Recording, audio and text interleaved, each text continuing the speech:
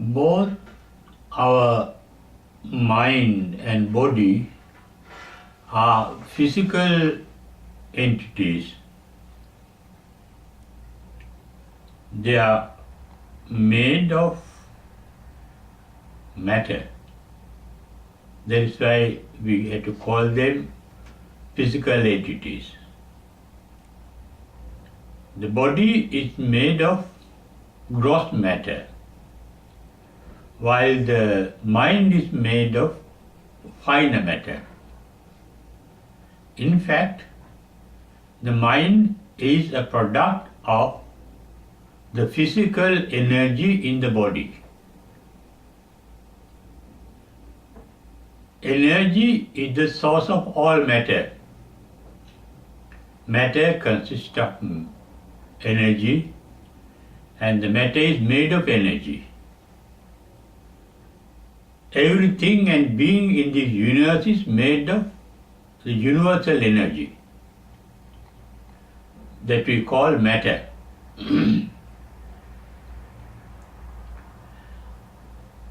And the mind is a product of universal energy, as well as the body is a product of the universal energy. The direct source of energy for the mind is the physical body.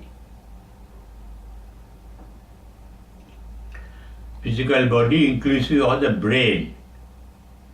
Brain is considered as the seat of our mind because it is the sum total of memories stored up in our brain that feed our mind consistently for the purpose of thinking. We cannot think without our memories. Memories can be called the fuel for thinking. Thus, our mind is a product of our body, because the memories that we used in thinking are not only in the brain, which is the main center of memories.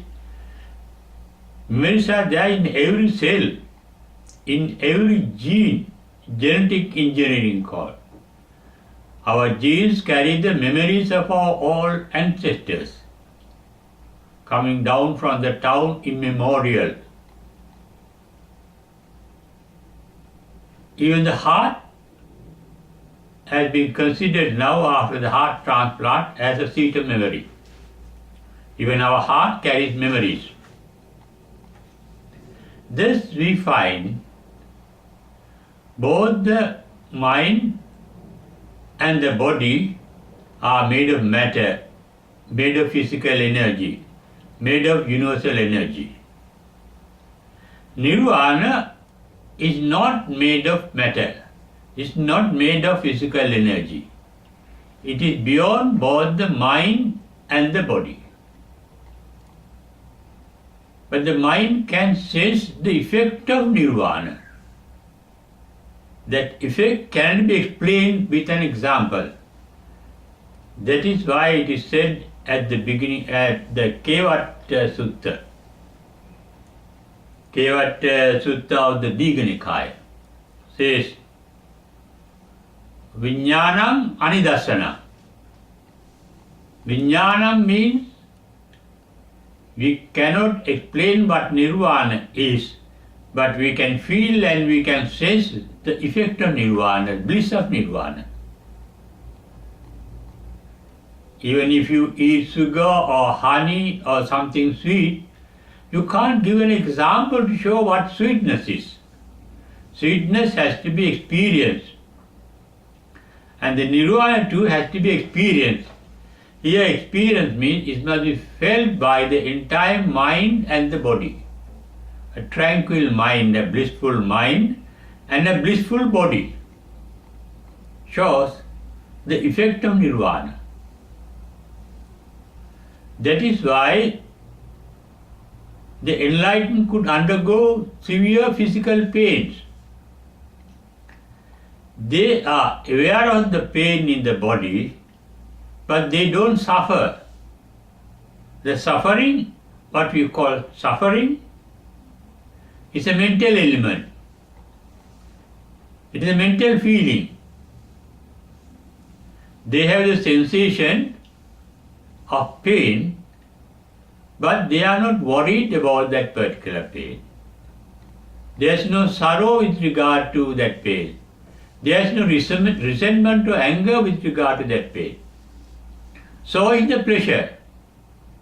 They can enjoy the pleasure, the bliss, but they are not attached to it. They can experience the pain, but they don't resent the pain. Because the enlightened are completely free of attachment and resentment. Attachment means raga, and freedom from attachment is called vitaraga. The enlightened are called vitaragi. They are free from attachment. Similarly, they are free from resentment. Resentment is called in Pali as dosa. And free from resentment therefore means vita dosi.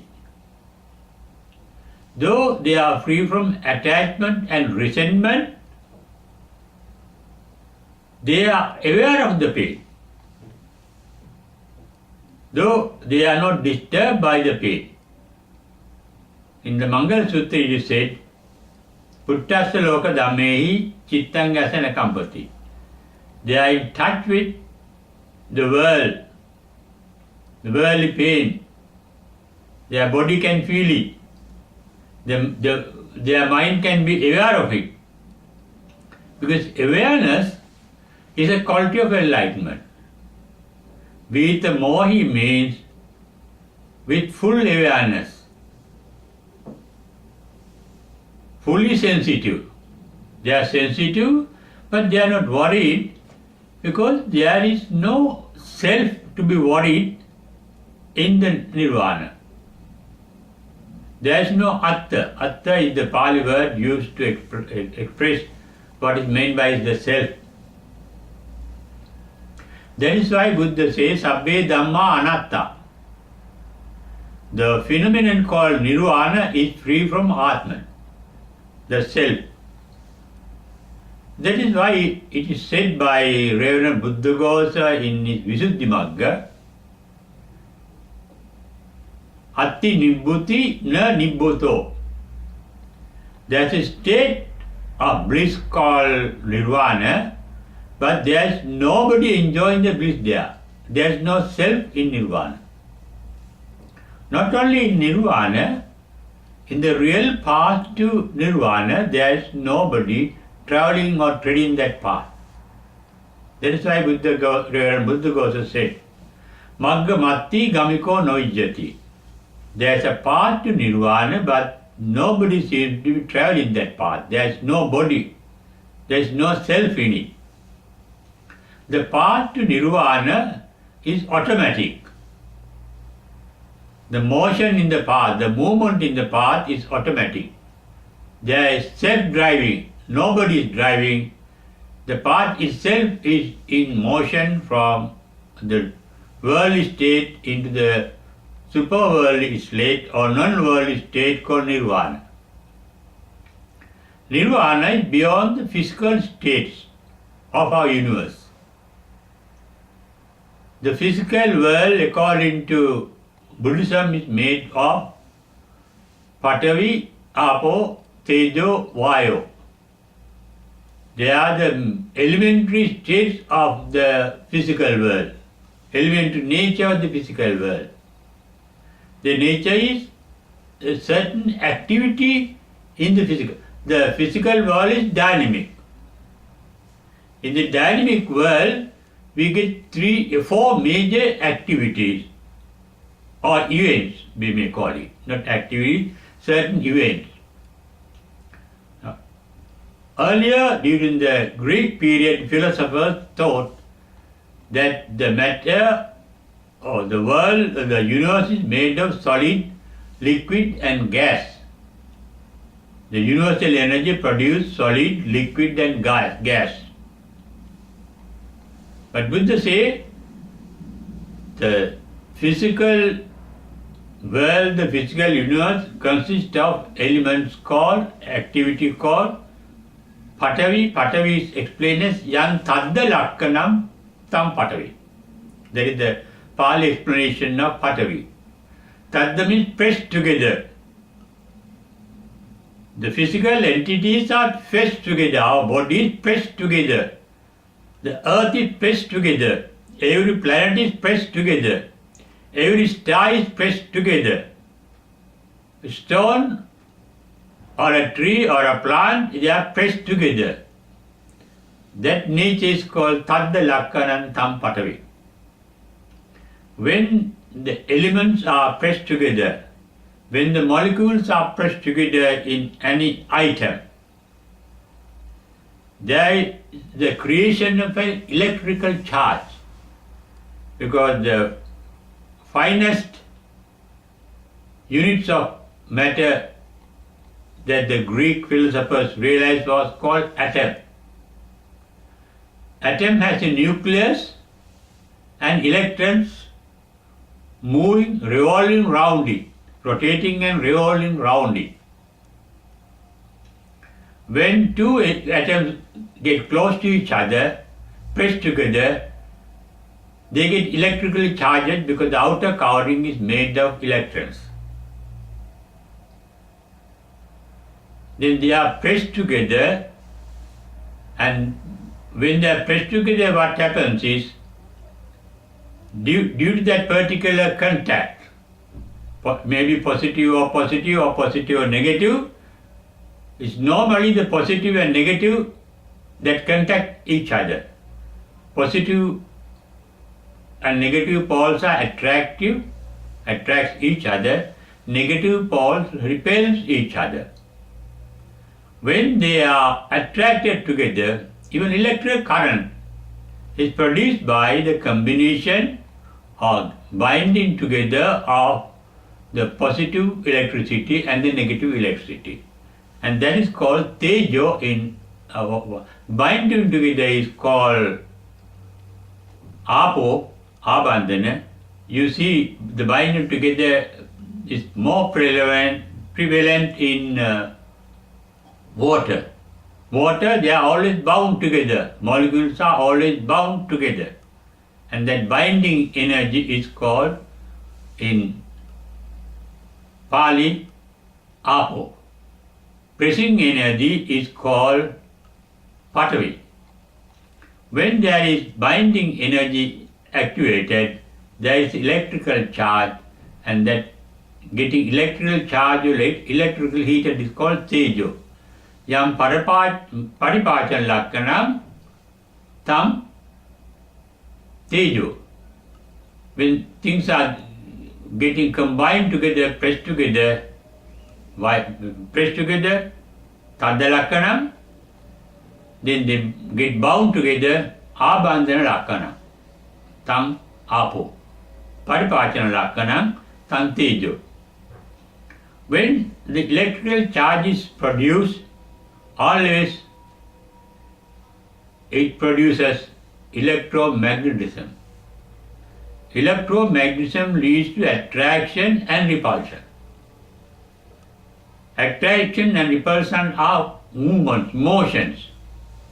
Therefore, the fourth element is called Vayo Dhatu, Vayamatiti Vayo. It's the movement, moving. Even vibration caused by binding together and getting heated is called Vayo Dhatu, according to the Buddhist analysis of matter. And I refer to the fact that there is no any of these four elements in Nirvana. That is what is said in the Kevadda Sutta of Digha Nikaya. Here in that Nirvana, Apocha, Patavi, Tejo, Vayo, Nagadati. There is no Apo, Tejo, Vayo, Patavi in Nirvana. That means the state of Nirvana is free from physical energy, physical matter. Matter is nothing but energy.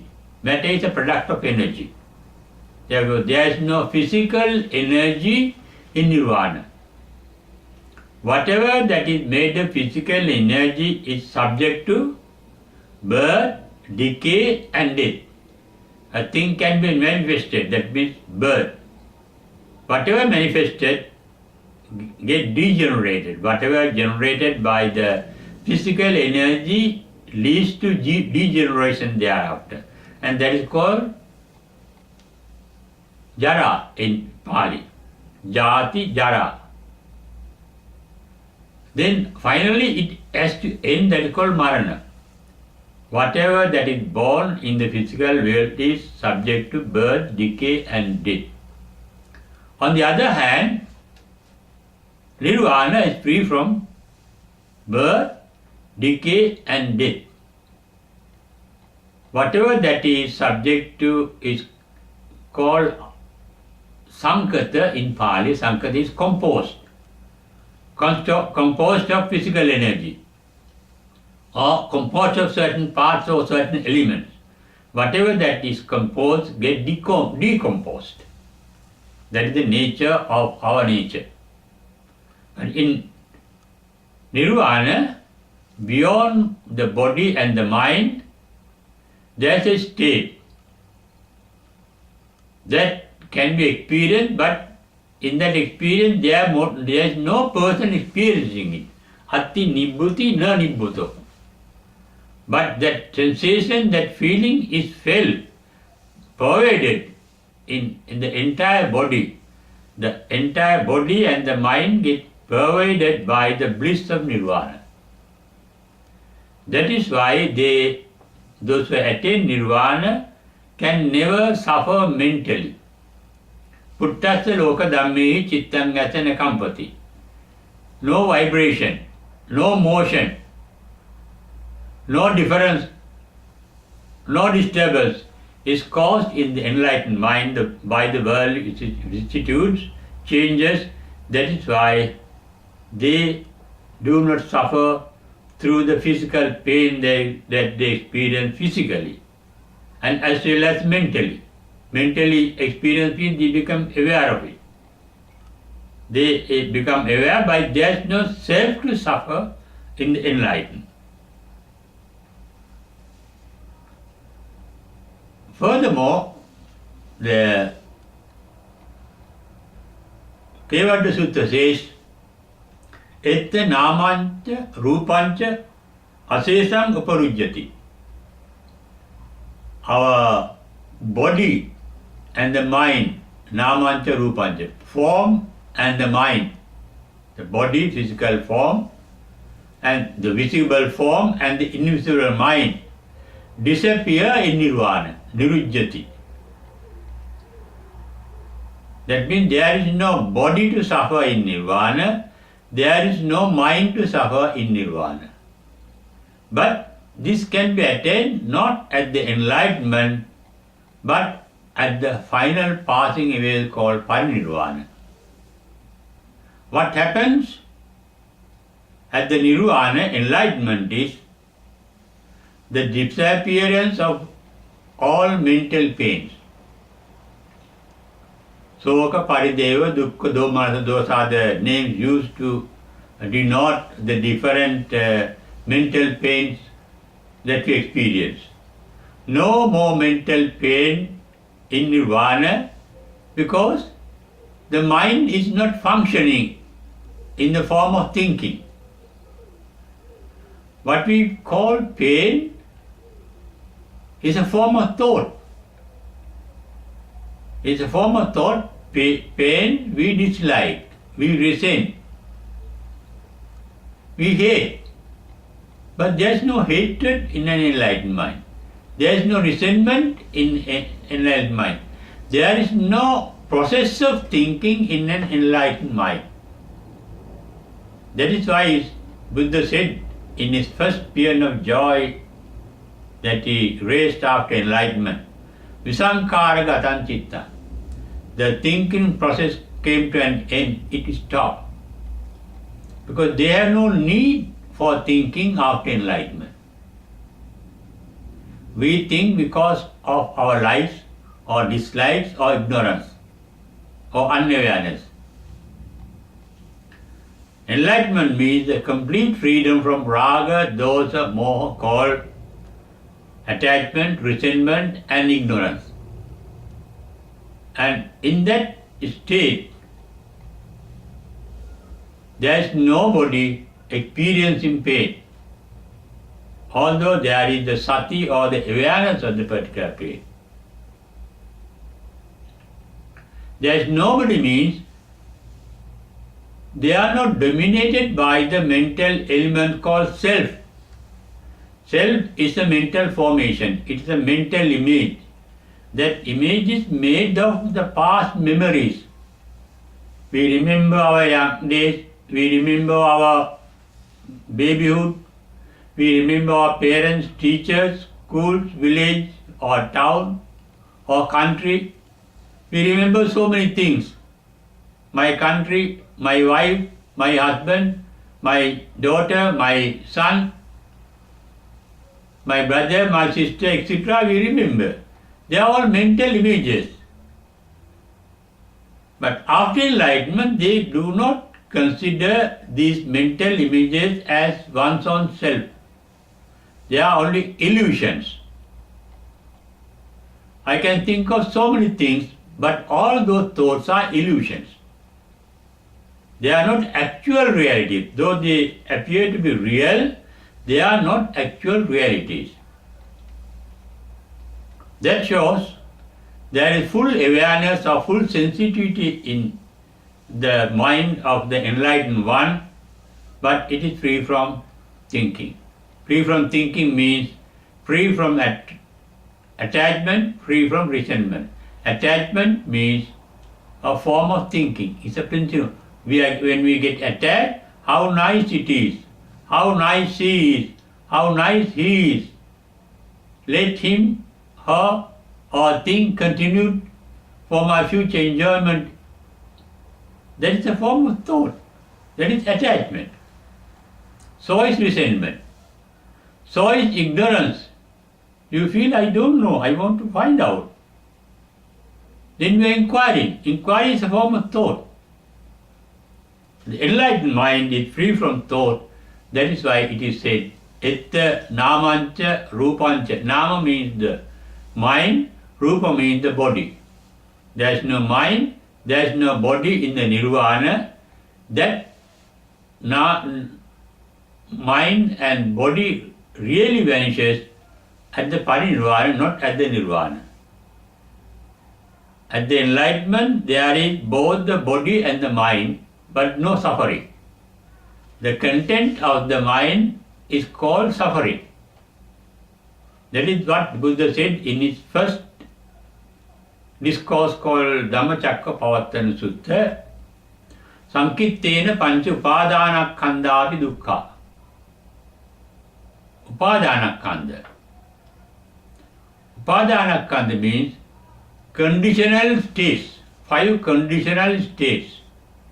Conditioned by rupa. Rupa means stimulation of sense organs. Arises the sensation called vedana.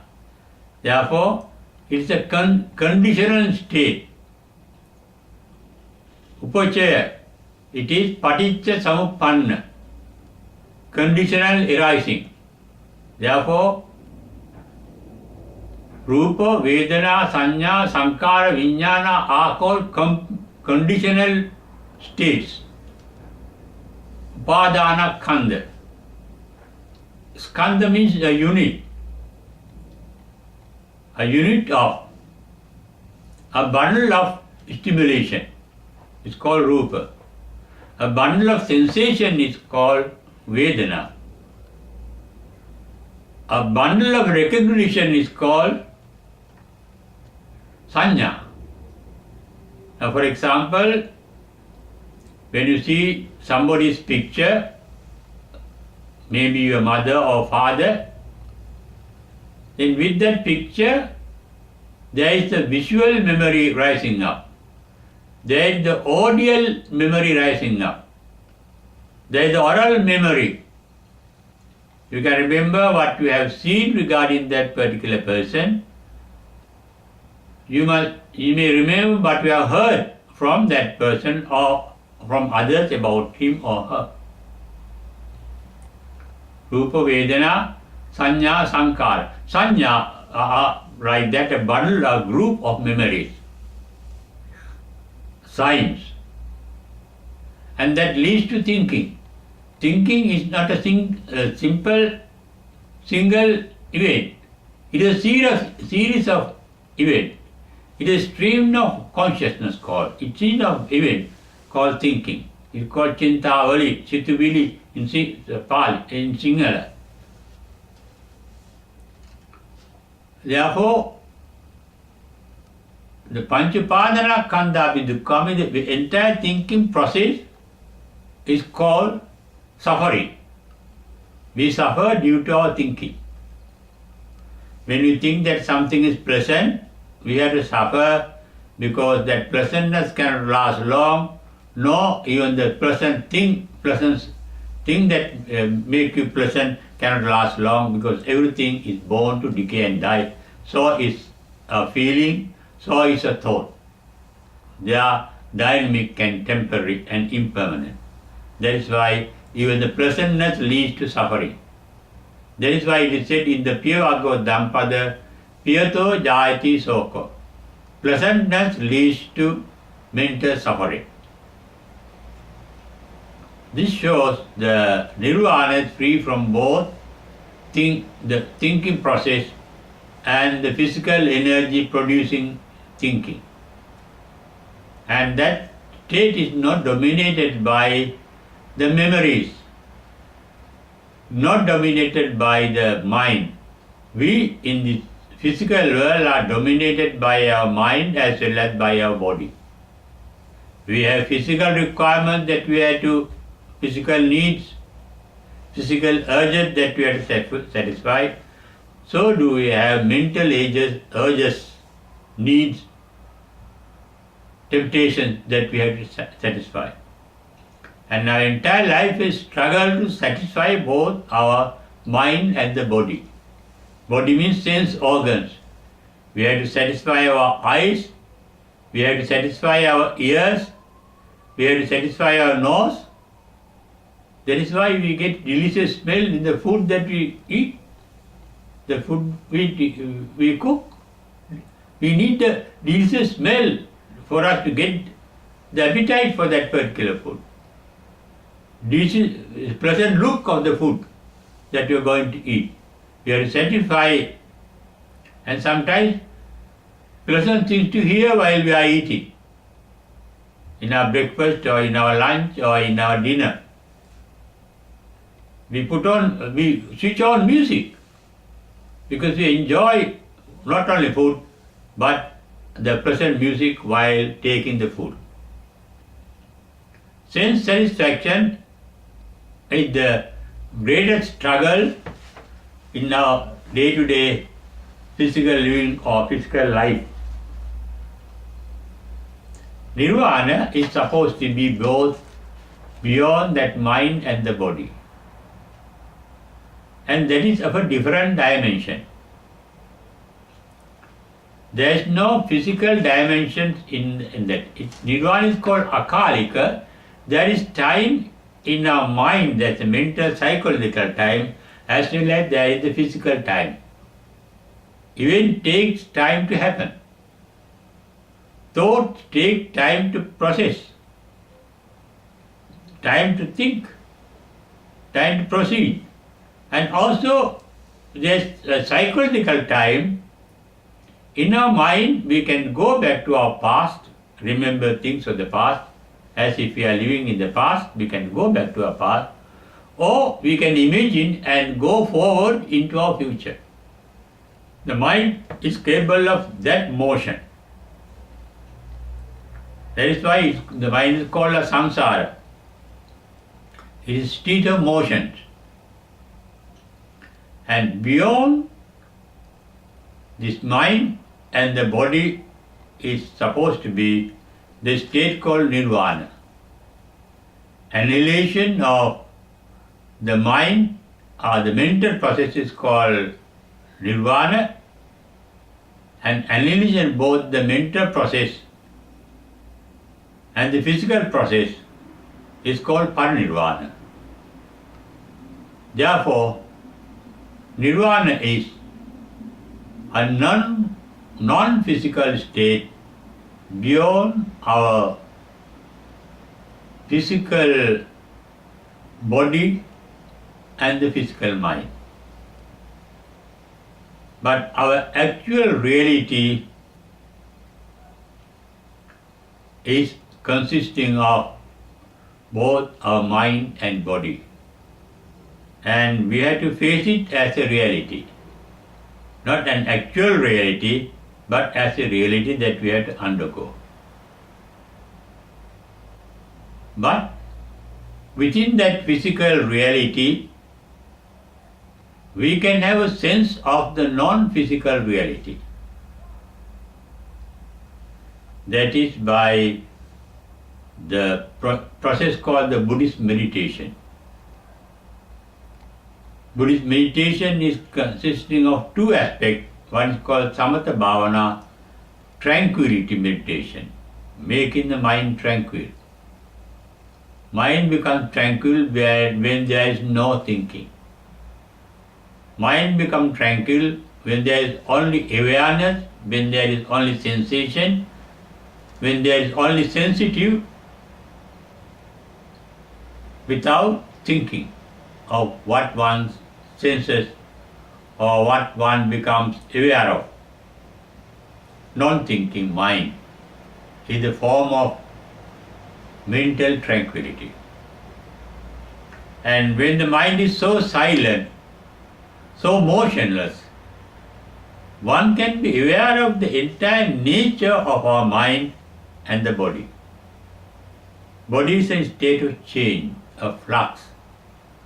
So in a dynamic state, in a state of transformation constantly. Nothing can be retained in the body. Everything is changing. Atoms are changing, electrons are changing, protons are changing, neutrons are changing, quarks are changing, strings, the energy strings are changing. They are always in a commotion, in a motion. Therefore, in meditation, your mind can be free from attachment and resentment while maintaining the sensitivity. That is a state of an enlightened mind that can experience the supreme bliss called nirvana. It is wrong to say experience because there is no experiencer. What happens in nirvana, attaining nirvana, one becomes one with the nirvana. There is no subject and object. There is no predicate also. It is not an event. Predicate means doing something, happening something. It is not an happening. It is the pure state of being. You can be being in the nirvana. Being is not an animal being or human being. Be in the nirvana. Being is in the present tense. Akalika means here and now. You can be blissful without attachment, without resentment, without ignorance of sensation. It can be full of sensation, but no sensation will perturb the mind because the mind is tranquil. When the mind is tranquil, one will realize through instinctive wisdom there is no point in getting disturbed when we are experiencing ecstatic joy or unbearable pain. Because both are born to decay and die, to vanish. They rise to fade away. And such a state of mind can go beyond. It is a transcendental meditation, transcending beyond thinking and beyond physical attraction and resentment. beyond mental non-awareness. In fact, it is the body that gets attached to things and resent things. Body means the physical energy. The mental energy means the physical energy. And you are not using that energy for attachment and resentment. The energy gets preserved. You are natural. Nature means a state of energy. Every incident in the nature is a product of the universal energy. When you become part and parcel of the universal energy, means we have become part and parcel of the nature. We get dissolved in the nature. Now, for example, you are a separate individual, means you are a separate drop of water. Universe is a big lake, boundless lake, and you drop that drop of water into the lake, it gets completely dissolved in the water. You can point out that drop is there as a separate entity in a particular place at a particular time in the lake. You can say that the drop is no more in the lake. The drop is there but everywhere, not in a particular place. That is why it is Sabbatma Parayita. It goes unobstructed throughout. Sabbato Pabam. It is pure, you come to a pure state. Sabbato Pabam means illuminated, resplendent, radiant, the normal meaning, but it means real purity. It is the purity that brings luster to a diamond, so is to a mind. There is only luster, means there is complete purity, referred to as Pabam, Sabbato Pabam. Anantang Sabbato Pabam, he had to say. It is boundless. That means free from space dimension and time dimension. Time can be limited, space can be limited. Length can be limited, breadth can be limited, thickness can be limited.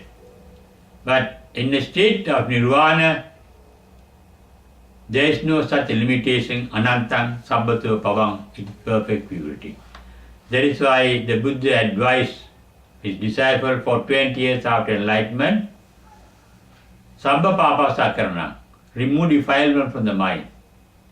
Kusalasu Upasampada, let there be wholesome state of mind. And Sachitta Pariyodapana, let the mind be purified, completely purified. Pure mind, the original mind is called Pabhasaramidam Bhikkhave Chitta. It's a pure mind, brilliant mind, radiant mind, resplendent mind. And beyond that mind is the supreme bliss called Nirvana, which is a non-physical state. And that non-physical state cannot be explained. Anidassana, as an example, can be shown. There is an example. Animittam, it can be taken as an object of your mind. It has to be sensed, but not through sensation, not through sense organs. It is a sensation where you get completely dissolved in nirvana. One day, every being is going to be dissolved in nirvana without any effort. Once you get into the first stage called Sotapanna, Chachabhitanani abhabbhokatum, all your 6 sense organs are unable to do anything, because at the first stage itself you realize there is nobody called I or self, and it is selfless automatic procedure thereafter towards the final enlightenment and the final dissolution of that enlightened mind in the state, non-physical state of nirvana that we all are destined to experience one day, because we have that state within our own mind, within our own body. That is what Buddha said in Rohita Sutta. Vyamatta kalevere panyapemi lokancha loka samudyancha loka nirodhancha.